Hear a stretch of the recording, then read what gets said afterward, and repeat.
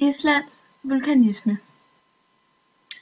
Et af de fænomener, som oftest kan observeres i relation til pladetektonik, er vulkanisme. Al vulkanisme skyldes, at der i jordens indre findes smeltede stenmasser kaldet magma. Island er placeret på grænsen mellem den eurasiske plade og den nordamerikanske plade på den midtatlantiske ryg, hvilket forårsager Islands enorme vulkanske aktivitet, da de to pladegrænser arbejder sig væk på hinanden med en hastighed på 1-2 cm per år og forårsager denne enorme aktivitet.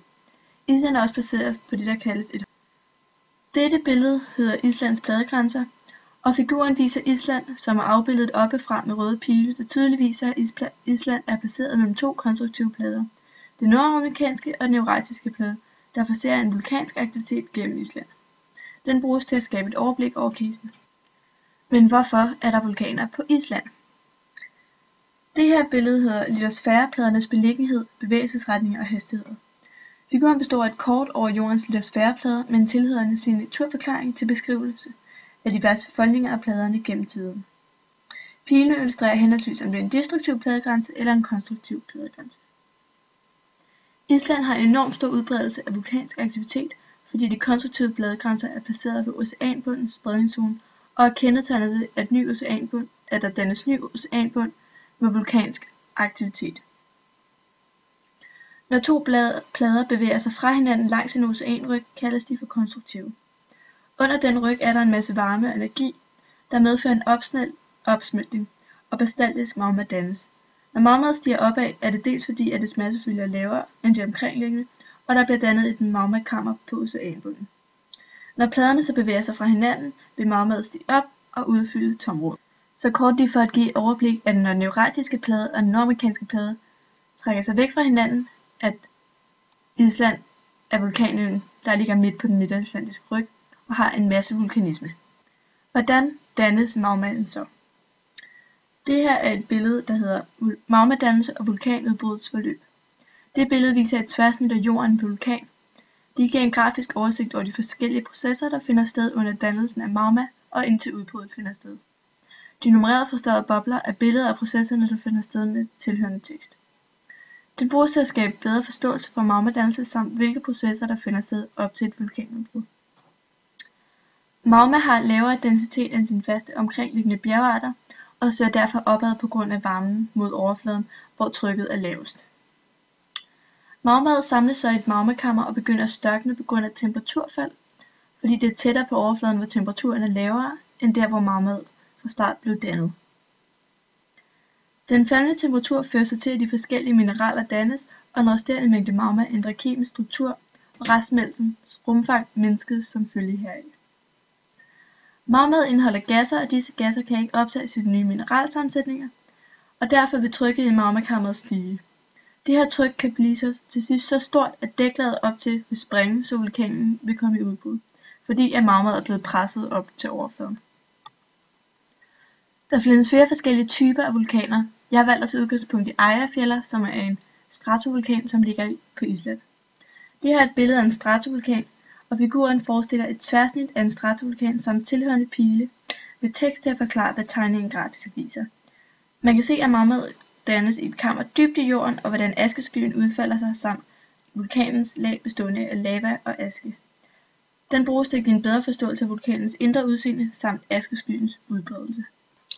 Eyjafjallajökull er en keglevulkan, eller det som man kalder en stratovulkan, som betyder lag. Det vil sige, at magmakammeret ligger dybt, som man kan se på billedet, som gør, at der skal en kraftigere trykstigning til at skabe en eksplosion. Og da den har lave temperatur, så størkner magmaen over længere tid. Det vil altså sige, at størkningen i magmakammeret skal foregå over længere tid, og resultatet bliver så, at der bliver dannet meget fri kvarts, og lavaen derfor bliver sejflydende.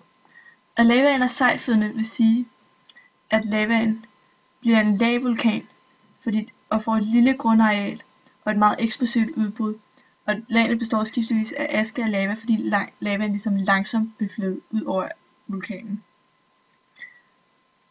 Modsat det, der hedder en skjoldvulkan, vil magmakammeret ligge rigtig tæt på overfladen, og hvis det ligger tæt på overfladen, skal der en meget lille trykstigning. Det vil bare udløse et udbrud. Det er modsat, at der kommer en rigtig høj temperatur, og der er ikke særlig meget fri kvarts, som vil gøre, at lavaen bliver meget tyndflydende. Når lavaen er meget tyndt flydende, vil den flyve langt væk, og vi vil få en lav og flad vulkan, som har et meget større grundareal i forhold til højden.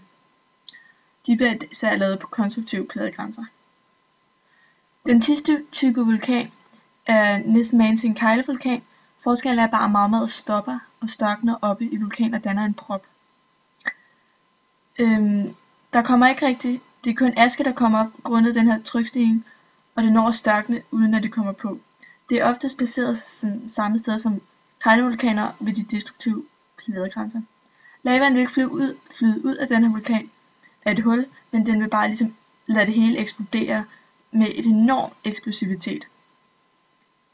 Er det så en fare eller en fordel med en enorm vulkanisme på Island? Der er rigtig mange ulemper ved det, og det er, den her vulkanske aske er enormt uorganisk og ødelægger alt landbrug. Den er også meget sundhedsskadelig og kan let ødelægge infrastrukturen i hele landet. Det giver et enormt oprydningsarbejde, som selvfølgelig er helt vildt dyrt, og som man har hørt, kan det lamme flytrafikken rigtig mange steder. En af fordelene ved at have meget energi i undergrunden er, at man kan udnytte den geotermiske energi.